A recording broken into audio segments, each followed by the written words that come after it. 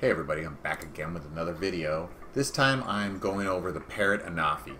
Now it's a brand new drone that just came out and it's actually going to be released on July 2nd.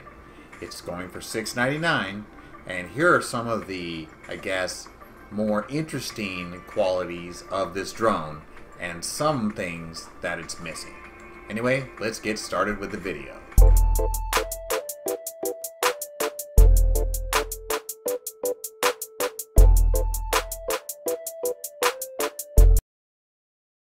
Okay, so the first thing I have to say about this drone is that it is quite interesting design-wise.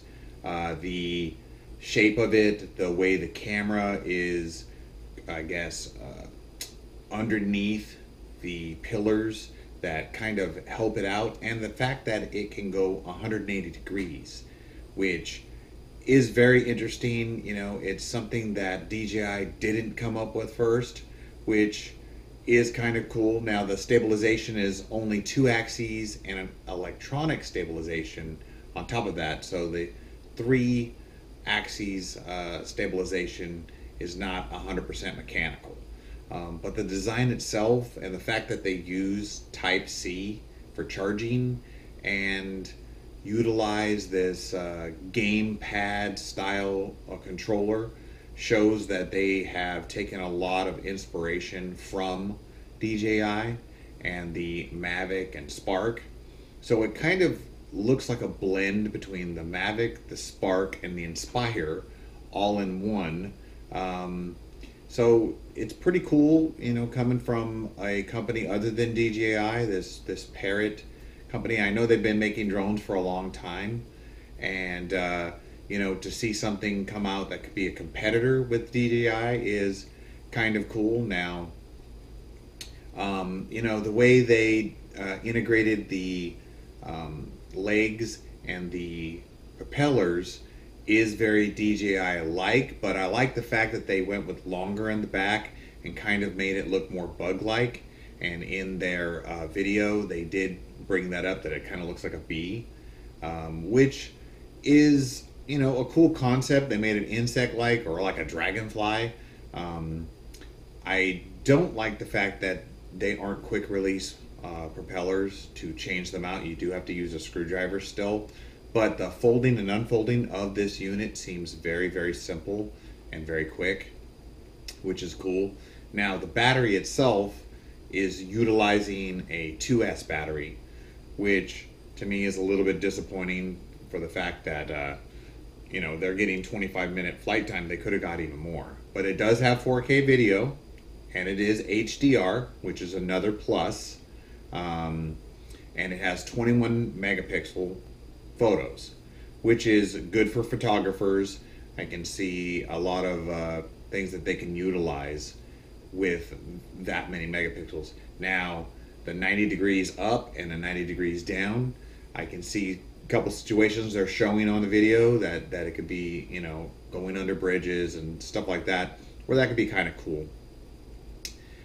But no obstacle avoidance. That is, you know, kind of something that you can't really gloss over. To me, it seems like that would have been the thing that put it over the top and made it, you know, competitive with DJI, because the price point for this is $6.99. Well, a Mavic Air is $7.99. So you're talking about $100. It has obstacle avoidance, plus everything this got except for the 180 camera. But it has 4K video and all of the other good stuff. Now the app does look pretty nice, looks pretty interesting, and I know that they have a bunch of built-in flying modes, just like DJI. They have the, you know, GPS maps and all that good stuff too, and you can touch to tap to fly and build your own view vista points and all that. And the dolly zoom mode is really cool. I think that is you know, a really cool effect that it does have, and it's something that, you know, I think DJI will probably incorporate. It also has this modeling thing that I know I've seen in other Parrot drones.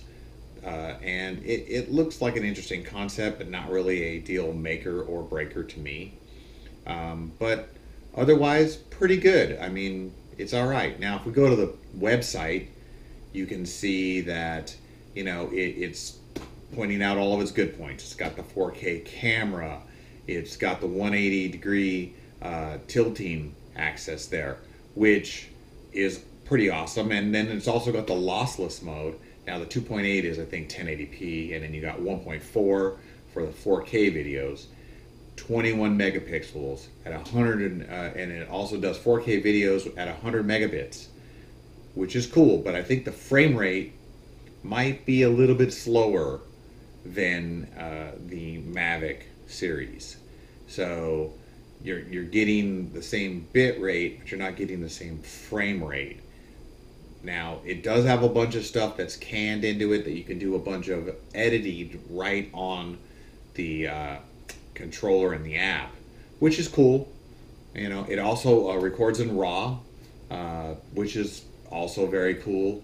And then it has what they call a 3-axis image stabilization. But like I said, one of the axes is the actual electronic, not actual mechanical. And then it's showing here where it has the the 2.8 lossless zoom and the 1.4 for 4K. So that is a cool point. If you can't get close to your subject and you want to be able to record a little bit closer, then that is a good selling point. So I think that they have something here. I'm just really disappointed that they didn't go with the obstacle avoidance and make it the full package and a 1-for-1 against DJI. Because I think that if they would have done that, and even if they would have charged the same amount as DJI, I think that they would have had a winner here, and that a lot of people would have liked it. And the C power, or the USB-C, that's another cool point. You don't even need a special charger for it. You can just plug it in to any phone charger and it will charge this unit up. So a lot of really cool stuff. 33 miles an hour in sports mode. Once again, pretty cool. It is using Wi-Fi just like the Air and just like the Spark. I'm not a big fan of that, but it seems like the way that they're going with a lot of these drones.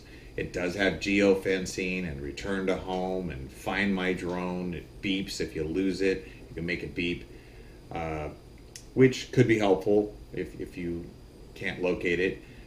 There's a bunch of cinematic modes. You got Epic and Rise and 360 and selfies and all kinds of stuff. So they've really packed a lot into this drone and made it very compelling. And then, of course, the movie director stuff with the dolly zoom effect is really cool. You can do some hyperlapse stuff and some slow motion stuff. The frame rate, like I said, is not as good as the Air, but obviously they have some tricks up their sleeves with some software. You got Cameraman and Follow Me, but the Follow Me, it does have an asterisk on it, which is basically an in-app purchase. That, to me, is, that's not the greatest idea. I think that's a slippery slope. You could, run into problems with people not liking that. But, once again, Boomerang, Orbit, Tornado, a bunch of stuff in here. And what comes in the package is the drone, the package for the drone, or the enclosure for the drone, the sky controller, the blades. I think you get 8 blades. You get an SD card to 16 gigs, and you get a cable and a little screwdriver. Here's some of the specs. I mean, most of the specs are very close to what a Spark / a Mavic Air come in. It's like right in the middle as far as weight, 320 grams. You got, it has 50 kilometers per hour wind resistance. And then you also have a 2700 milliamp hour battery, which to me, I would have went with a slightly bigger battery. Even though it does get 25 minutes flight time, it's 7.6 volts. I probably would have done more like the Air and done like 11 volts and done a 3S battery and been a little bit higher up there, probably would have got a few more minutes. I know it's going to add to the weight, but I would have gone with a bigger battery. Anyway, guys, thanks for watching my video. Hopefully you found this informational. I think that this is a really good competitor for DJI. I think that they missed the boat on a couple of things, you know, especially that obstacle avoidance, you know, and maybe a bigger battery. But as far as everything else, I think it's very competitive. And if you don't care about the obstacle avoidance and you want to save $100, this is a viable option. Hopefully it will be coming out soon. I know it's coming out in July, I believe July 2nd. So when it comes out, hopefully I can get my hands on one and we can test it out and see how good this thing really is. Anyway, that's my video. Thanks for watching. I'm gonna get the tech out of here. Later.